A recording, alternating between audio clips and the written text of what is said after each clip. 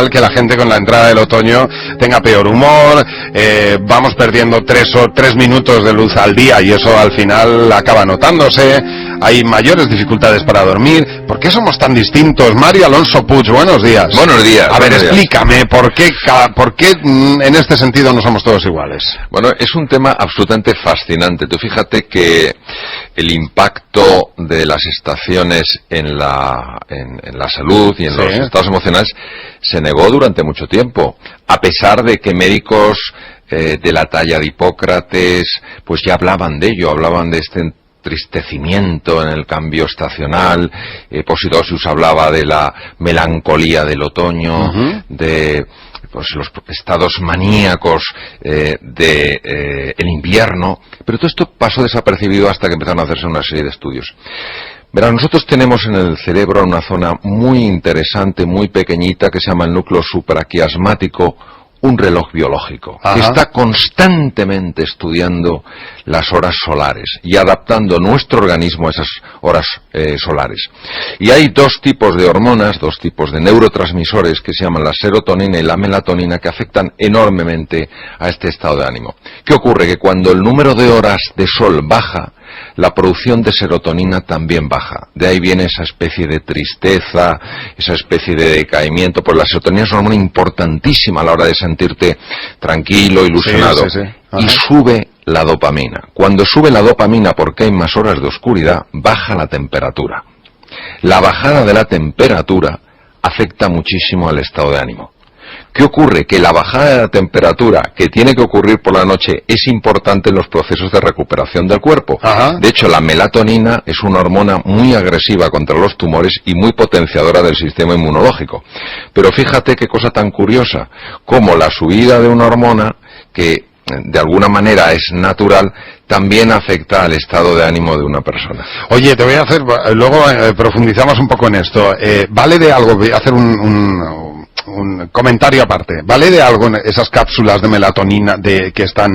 Le voy a preguntar yo, ¿y si no se puede uno aplicar serotonina? Eso no se vende, ¿no? No, la serotonina no, pero la melatonina sí que están vendiéndose ahora en cápsulas para dormir. Yo no sé si esto se puede...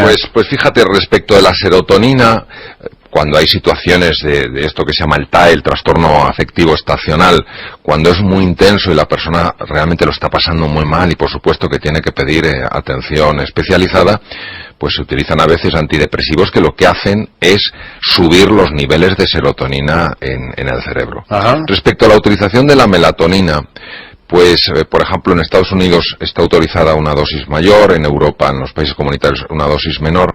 Sí se sabe que la melatonina es un buen inductor del sueño. Personas, por ejemplo, que tienen pues desarreglos en lo que se llama los ritmos circadianos, estos ritmos que suben y bajan de determinados niveles hormonales, la melatonina, al actuar precisamente sobre ese pequeño núcleo, el núcleo supraquiasmático, puede rectificar el insomnio. Y por eso, tomar melatonina para personas que tienen insomnio, pues puede ser una buena ayuda. O sea que sí que puede venir bien en un momento dado. Sí. Sobre todo para las personas que, como dices tú, pues a lo mejor van cambiando de horario. Están un mes de noche, otro mes de mañana. Temas de turnos, etcétera.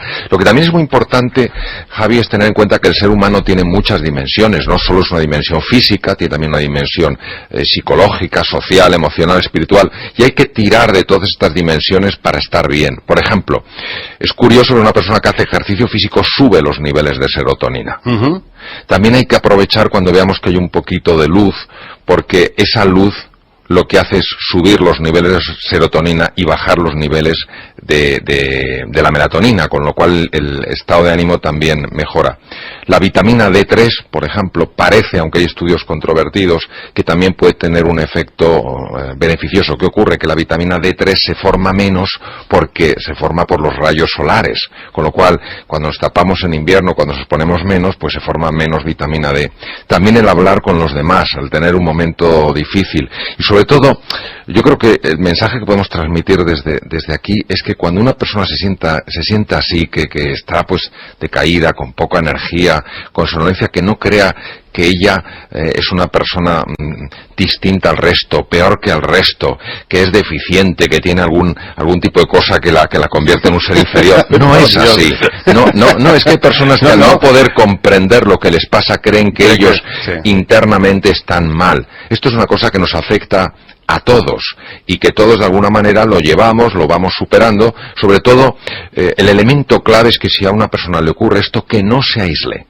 Oye, que comparta, que hable, que busque ayuda. Estoy de acuerdo en que nos pasa a todos, pero en distinta medida. A mí la primavera me sienta fatal y el otoño fenomenal. Eso que dices es uno de los temas más fascinantes y más paradójicos.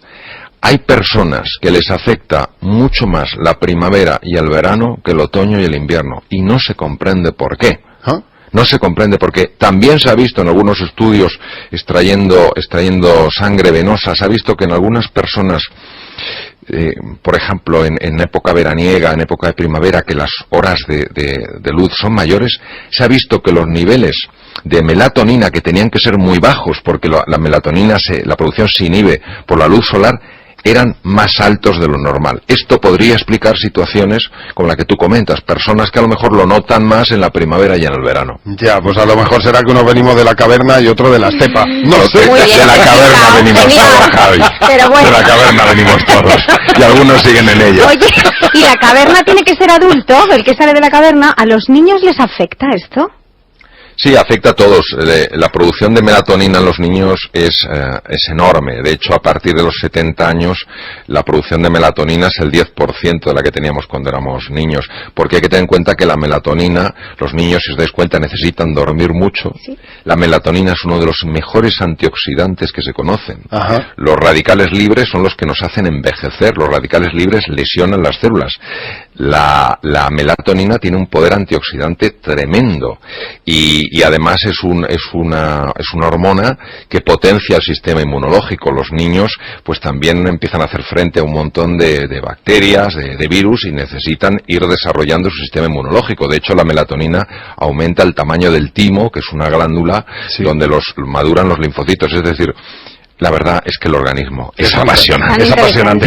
Oye, ¿y el apetito sexual dónde lo metemos en todo esto? Pues siempre se ha dicho que la primavera la sangre altera, y yo estoy leyendo que ahora mismo este trastorno afectivo estacional del otoño disminuye también el apetito sexual. Sí, es muy interesante porque hubo un cirujano que se llamaba Frederick Cook que acompañó al almirante Peary al Ártico y claro, en el Ártico se ve muy bien el tema del cambio de la luz. Claro. Y observó a los esquimales, porque estuvo mucho tiempo allí, los estudió y vio no solamente esa especie de letargia, sino esa reducción en la libido, en este apetito sexual. Y es que es así, verdaderamente la subida de los niveles de melatonina produce también una caída en este... Testosterona, me imagino. Sí, produce... Son circuitos excepcionalmente complejos, donde todo está conectado con todo, pero sí afecta directamente al apetito sexual. ¿A ti te sienta bien el otoño o eres más de primavera? ¿Sabes lo que pasa? A mí me sienta bien el otoño, no porque no tenga la caída de serotonina y la subida de melatonina que tiene todo el mundo, sino porque me gusta tanto ver los cambios de color en las hojas de los árboles que me fijo en eso. Es fascinante, sí, es verdad. Mario Alonso Puig, muchísimas gracias. Gracias a vosotros. Y hasta el próximo día. Nos hace falta una buena dosis de optimismo. De optimismo, pero objetivo. Poder sacar de nosotros mismos todo nuestro potencial. Intentar alcanzar esos momentos de felicidad que nos estimulen, que nos animen a seguir adelante. Y uno de esos grandes expertos, coaching, comunicador, médico, bueno, yo creo que uno de esos referentes ahora mismo en nuestro país en materia de positivismo y de claves para mejorar y para ser un poquito más felices es el profesor Mario Alonso Puig. Profesor, muchísimas gracias por estar con nuestros oyentes. Bienvenido y buenas tardes. Muchas gracias, buenas tardes, gracias a ustedes. Usted está recorriendo España, está enviando mensajes positivos, mensajes optimistas, pero lo que más me gusta de esos mensajes que usted nos manda es que son, realmente muy con los pies en la tierra, es decir, muy realistas, porque usted nos dice que lo más importante que tenemos cada uno de nosotros es precisamente a nosotros mismos, ¿no? ¿Ahí podría estar un poco la clave? Sí, vamos a ver, el tener una mentalidad positiva no va para nada reñida con tener una mentalidad realista. Vamos a ver, la realidad no cabe duda que tiene aspectos dolorosos, aspectos duros y aspectos feos. Y esto hay que reconocerlo porque es así, es obvio y es evidente. La realidad, sin embargo, tiene también posibilidades, tiene oportunidades, tiene aspectos muy hermosos, muy bellos y muy inspiradores. La mentalidad positiva lo único que hace es enfocar la atención en aquello que está bien, en aquello que es fuente de oportunidad, que es fuente de posibilidad. No quiere decir que niegue lo que está mal. Lo que quiere decir es que donde pone toda la atención, donde pone toda la energía, donde pone todo el entusiasmo en lo que está bien. Y curiosamente esto se parece mucho, usando una analogía, a la luz y a la oscuridad. No hay manera de sacar la oscuridad de una habitación, por más que uno se empeñe, por más que uno hable de ella. Pero si pones un poquito de luz, aunque sea la luz de una humilde cerilla, inmediatamente la oscuridad se desvanece. Por eso la mentalidad positiva lo que hace fundamentalmente es desvanecer nuestra angustia, nuestra sensación de incompetencia, nuestra sensación de pequeñez, precisamente en los momentos en los que más necesitamos aflorar esa fuerza interior que todos tenemos, despertar esas energías dormidas, desplegar esos talentos ocultos. Por eso la mentalidad positiva lo único que pretende es hacer justicia a la realidad. Y hacer justicia a la realidad quiere decir que dentro de nosotros existe un potencial que merece ser explorado, descubierto y aflorado. De hecho, usted dice que salir fortalecidos de una situación crítica o difícil es una cuestión de actitud. Sí, vamos a ver, una crisis es fundamentalmente un punto de inflexión. Es decir, de alguna manera somos sacados de nuestra zona de confort, de nuestra zona conocida, de nuestro status quo, y nos encontramos frente a la incertidumbre. Frente a la incertidumbre, frente al cambio profundo, muchas veces no consultamos a nuestra verdadera realidad, a nuestra fuerza interior, consultamos a la impresión que tenemos de nosotros mismos. Actitud quiere decir cómo me posiciono yo frente a una realidad.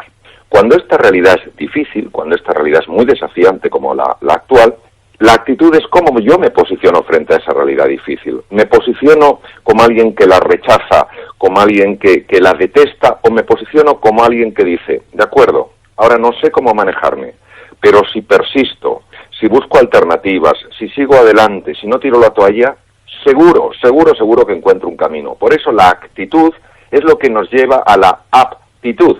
El querer es lo que nos lleva antes o después al poder.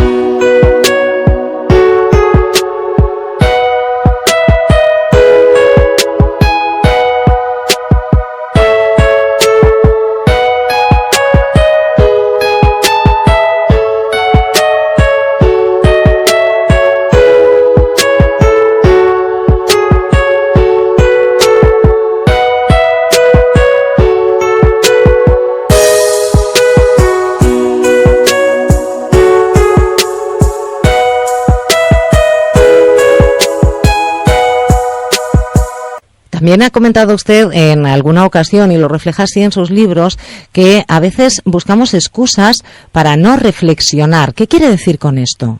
Esta es una pregunta importantísima. Vamos a ver. Nosotros tenemos dos tipos, digamos, voy a decirlo de una manera lo más sencilla posible, dos tipos de actividad mental. Tenemos una actividad mental superficial, que es el pensamiento habitual. Es un pensamiento automático. Pensamos las mismas cosas, decimos las mismas cosas, sentimos las mismas cosas, experimentamos las mismas cosas. No puede haber transformación interior mientras que pensemos las mismas cosas, sintamos las mismas cosas, hagamos las mismas cosas y experimentemos las mismas cosas. La reflexión es la utilización de la capacidad cumbre de la inteligencia. La palabra inteligencia quiere decir capacidad de penetración en la profundidad de las cosas, en la realidad de las cosas. La reflexión es el proceso donde una persona se mete en su propio interior, bucea en su interioridad y entra en contacto con un espacio que es fuente de posibilidades. Es verdad que como no estamos acostumbrados a pensar con rigor, esto es con profundidad, con anchura y con alcance, sino que nuestro pensamiento es muy automático. Cuando hacemos este ejercicio de reflexión nos parece que estamos perdiendo el tiempo, nos molesta el silencio, nos molesta la sensación de vacío. Yo animo muchísimo a las personas a que dediquen 5 o 10 minutos a entrenarse cada día en esto, en buscar un espacio de silencio, un lugar donde no sean molestados y penetrar en su interior, hacerse preguntas, buscar dentro. Es espectacular, lo digo literalmente, espectacular lo que encontramos dentro de nosotros si somos capaces de persistir en este proceso de búsqueda interior. ¿Qué pasa? Que hay que soportar el silencio, hay que soportar el vacío y la sensación de que perdemos el tiempo porque da la sensación de que no estamos haciendo nada. Bueno, es como el leñador que no afila su hacha. Si no afilas tu hacha a través de la reflexión, es muy difícil que puedas...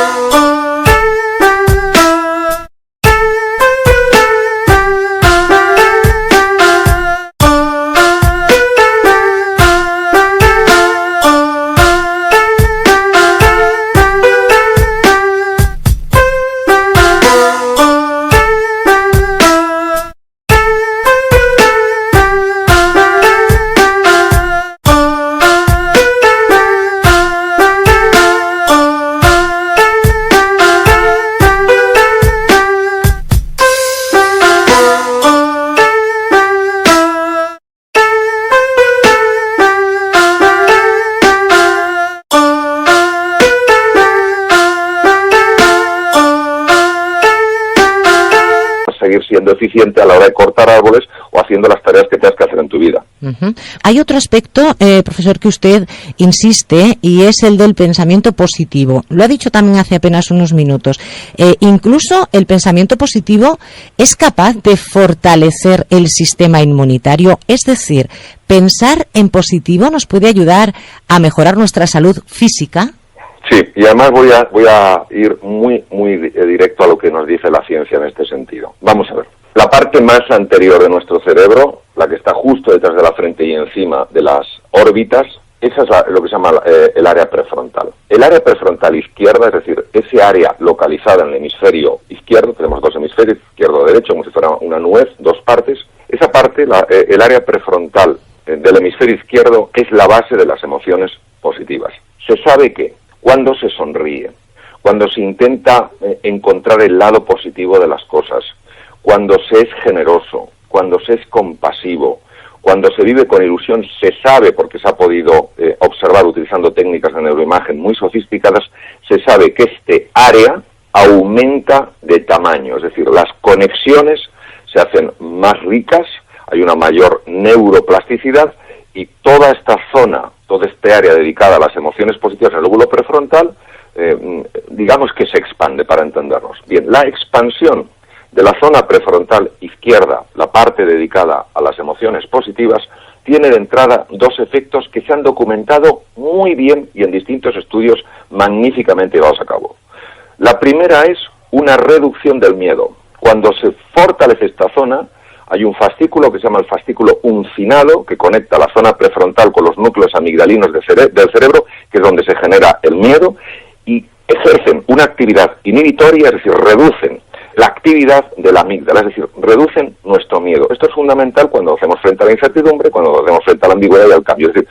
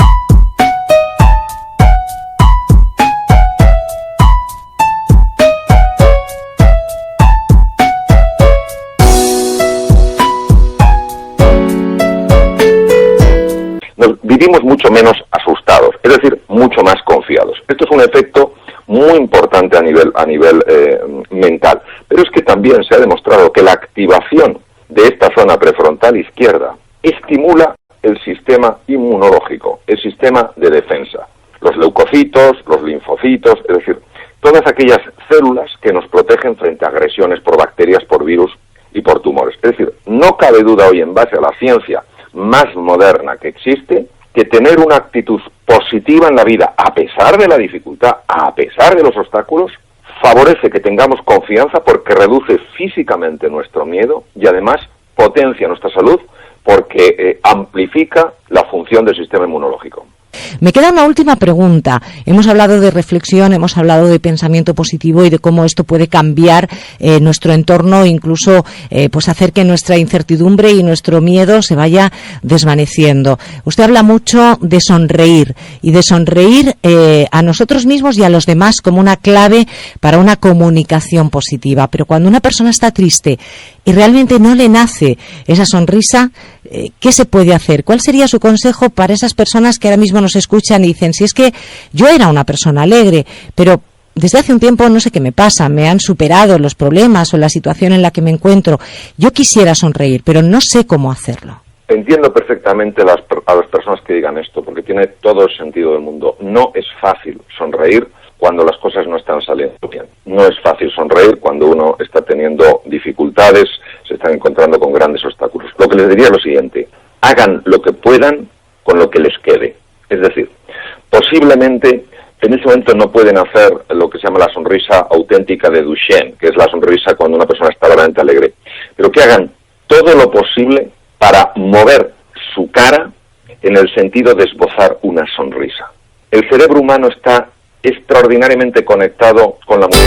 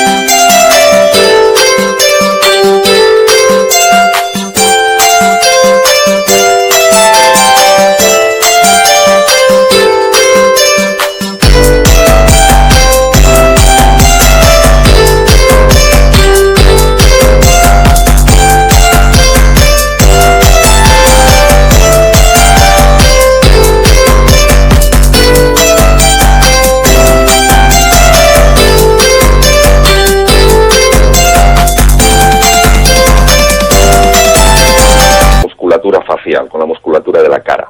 Los estados de tristeza, los estados de desesperanza son estados mentales y su núcleo, su base estructural, su base física es el cerebro humano. Cuando el cerebro humano recibe una información distinta, una información de que las cosas están bien o están mejorando, él mismo, de forma refleja, va cambiando su propio estado emocional.